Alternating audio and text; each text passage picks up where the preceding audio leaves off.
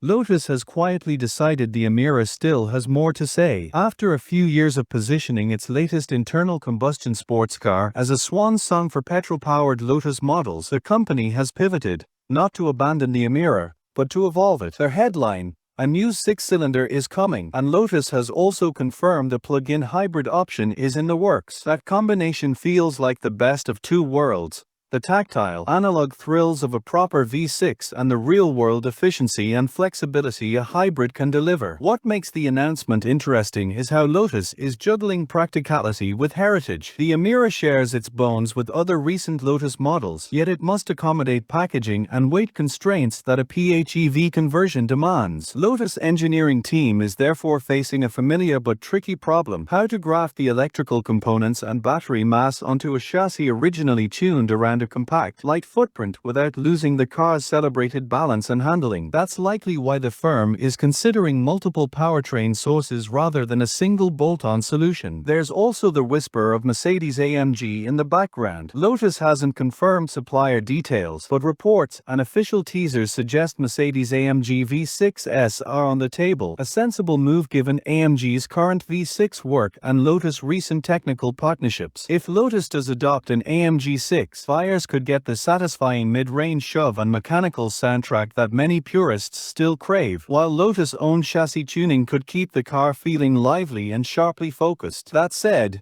details such as exact outputs, torque figures, and weight penalties remain to be revealed. On the PHEV side, Lotus hinted at a high-performance hybrid approach rather than a heavy, range-first system. Think of rivals like McLaren and Ferrari, compact combustion engines paired with electric assistance that together raise performance while offering short electric-only runs for city use. For the Emira, this could mean a rear-drive PHEV or some clever packaging that maintains the car's low center of gravity. The engineering work involved will be substantial. Battery placement, thermal management, and suspension retuning all need careful attention to preserve Lotus' driving character. For buyers and fans, this news is a relief. The Emira won't be a one-season curiosity or an early sunset for internal combustion in Lotus lineup. Instead, it will be a transitional model, part analog joy, part modern electrified thinking, that could bridge traditional Lotus ownership into a more electrified future. It's a reminder that sports car makers are finding creative ways to marry performance and regulation-era realities without entirely losing the visceral qualities that make models like the Emira matter. Stay tuned.